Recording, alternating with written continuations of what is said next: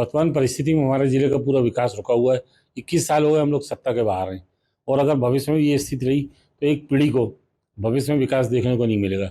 जनता चाहती कमलनाथ जी भाजपा में जाएं, उनके माध्यम से छिंदवाड़ा जिले का विकास और काम हो।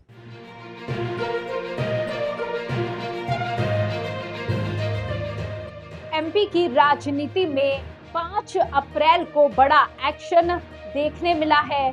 बीजेपी ने कमलनाथ के गढ़ छिंदवाड़ा में बड़ी सेंध लगा दी है। कमलनाथ के करीबी और पूर्व मंत्री दीपक सक्सेना ने कांग्रेस का हाथ छोड़कर बीजेपी ज्वाइन कर ली है।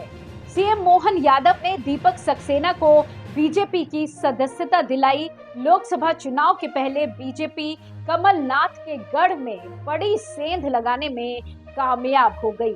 कमलनाथ के बेहद करीबी और पूर्व मंत्री दीपक सक्सेना ने बड़ी संख्या में समर्थकों के साथ आखिरकार बीजेपी का दामन थाम लिया है।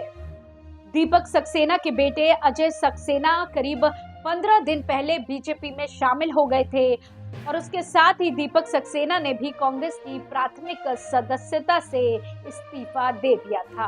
हालांकि इसके बाद कमलनाथ दिग्विजय सिंह ने उन्हें मनाने की खूब कोशिश की। दीपक सक्सेना को बीजेपी की सदस्यता दिलाते हुए मुख्यमंत्री मोहन यादव ने कहा कि एक पर्दा पड़ा हुआ था, लोकतंत्र का कहीं अपमान होता था तो वो छिंदवाड़ा में होता था। अब दीपक सक्सेना बीजेपी में आए हैं और जहां दीपक होता है वहां उजाला होता है।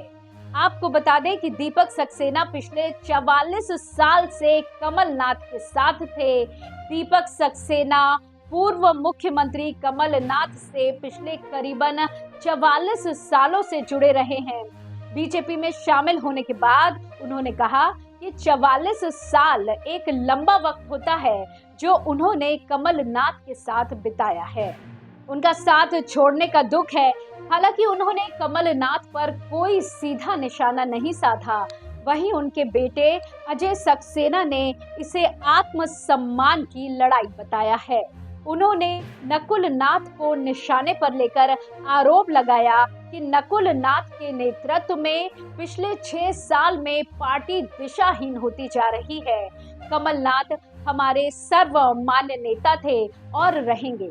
मेरे लिए वे पिता की तरह हैं, लेकिन पिछले 6 साल से पिता का अपमान हो रहा है। आपको बता दें कि सीएम मोहन यादव उनसे मिलने उनके घर पहुंचे थे। पिछले दिनों अजय सक्सेना के बीजेपी में शामिल होने के बाद से ही दीपक सक्सेना का भी बीजेपी में आना तय माना जा रहा था। अब आपको दीपक सक्सेना के बारे में बता दें। दीपक सक्सेना पूर्व मुख्यमंत्री कमलनाथ के सबसे करीबी नेताओं में रहे हैं। कमलनाथ ही उन्हें राजनीति में लेकर आए थे। दीपक सक्सेना ने 7 बार विधानसभा चुनाव लड़ा और 4 बार विधायक रहे। वे दिग्विजय सिंह सरकार में 2 बार मंत्री भी बने।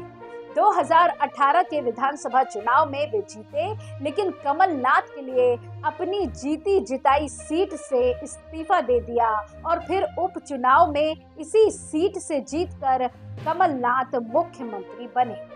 लोकसभा चुनाव से पहले छिंदवाड़ा में कांग्रेस के लिए ये बड़ा नुकसान है। ऐसी ही राजनीति की खबरों के लिए जुड़े रहिए एयर न्यूज के साथ। धन्यवाद।